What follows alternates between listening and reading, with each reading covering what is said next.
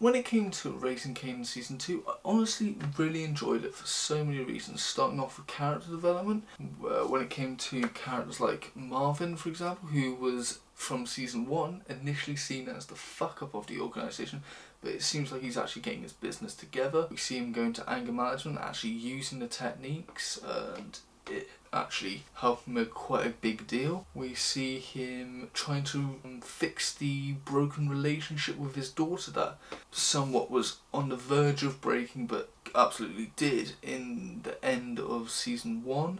And we see that he's really trying to fix that relationship, and he knows what he did was wrong, and he's trying his best to fix it. It's really nice as there's a lot of heartwarming moments with him and his character, especially with that particular plot. His only issue is he seems to not be able to let go of the past that is his undoing. Now when it came to his other brother Lou, he was somewhat the opposite of progress. He was actually somewhat deteriorating as he's being a bit more of an unlikable character than he was in the previous season. And whilst he is trying to separate himself from the family and do his own thing with the music, he's still very loyal to his family, which was quite nice. Other characters like Rock, who from a business point of view is killing it, doing brilliantly, using brains and clever ways of deceiving others into doing her bidding, and she's really good at it except for when it comes to her son Kanan, and he knows that she has been deceiving him, and that is what causes a huge strain in that relationship. My favourite character, Laverne, also known as Jukebox, it was nice to see her story arc, as after the events of Season 1 it was nice that someone got a bit of an award, that being her mother, who she finally gets to have a relationship with, and they really bond, and it's nice to see it. It's up until religion gets involved, that's when it becomes quite dark, and it's actually quite sad to see. Other characters like Unique was interesting as well, as after the events of Season 1 he is stripped of everything, and everyone around him deciding to leave his corner and let him fend for himself. And even though he has his ways of messing with Rock and her crew and her business, he decides to actually work with her, as he knows it would be beneficial for both her and him. And there's an ongoing beef between Rock's crew and the Italian Mafia, and we see that he is not being loyal to either side as he is playing the long game, which was very interesting. When it came to Kanan, he was very interesting, as we're seeing him somewhat progressing from what he was in Season 1, where it comes to helping famous by having to sell drugs or rob dealers. That was really interesting, but apart from that I felt he was the least interesting character in this show, which is very odd as he is the titular character. When it came to action on this show, I think it was really well done, and whilst I wouldn't say as violent as the previous season, they did elements that I felt were better than Season 1, that being more surprises thrown left and right and centre, making the audience wonder what's going to happen. But they did that brilliantly. I think the pacing of this season is very similar to the last season, very slow at the start but accelerates midway through, which again I've really enjoyed. Another thing I think that deserves more praise is 50 Cent's narration. I think he did an amazing job really adding life and darkness into the characters' actions that they do to and for other characters. When it comes to criticisms, I have to be completely honest, it is mainly about Kanan, as whilst I enjoy his identity crisis after the events of Season 1, I feel like he isn't becoming the character Kanan from Power, and I really want to see that journey. Putting that to the side, I also find it annoying that he is having relationship issues with his mother, as it's something, a character tripe that happens in all Power shows, and it irks me, as I've seen this from Tommy in Power, the Trieda family from Ghosts, and honestly it's just quite a boring cliche that most TV shows do, but especially this one. I feel like the writers are taking one character trope and putting on each and other characters, and I really wish they would stop with that.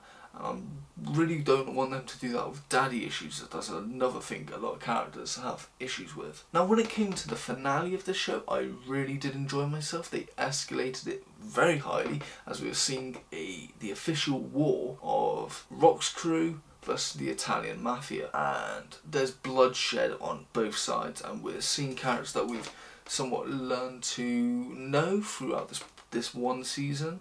New characters sadly being taken away from us, but we're also seeing characters that, whilst not big characters from season 1 to 2, sadly being taken away, and then even main characters' lives are hanging in the balance, which is brilliant. Throughout this episode I really enjoyed Rock, and it was interesting her in a way splitting her family, as Lou finds out that all the business he's been doing has essentially been for nothing, as Rock now owns the music side of things that he has been working so hard to make himself a somewhat self-made, only for him to be told directly by her that she owns him, and anything he tries to do always come back to Rock. It's the only time I've actually felt sorry for the character. It was very nice to see Unique finally pick a side and go with Rock, mainly because they both live on the same side of the tracks, that being South Side, and it was nice that they joined just because of that, and the fact that the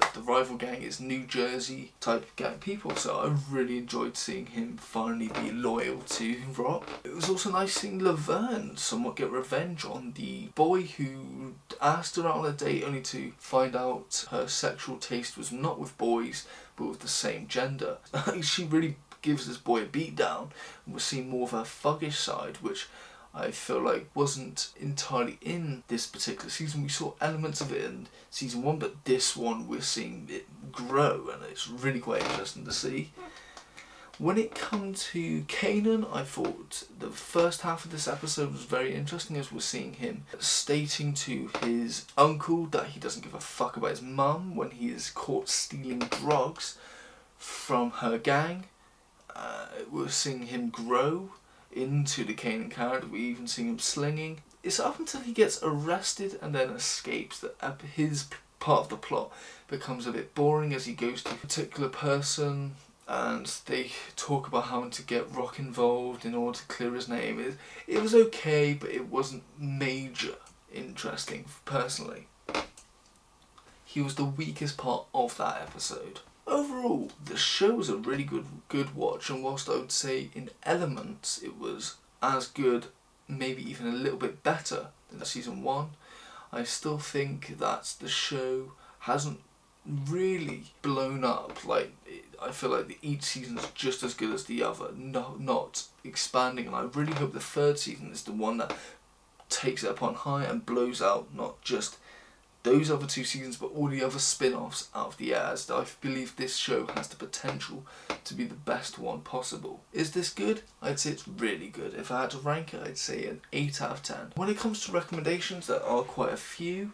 Obviously I would recommend the original Power show, as well as the spin-offs. I think Ghosts, the first spin-off, is probably the best so far. I'd also recommend Force, even though it's my least favourite of the spin-offs. I still think it is a very good watch. If you like Raising Kanan, you'll love Force as well. Other show I'd recommend is BMF. I think it's very similar in storytelling.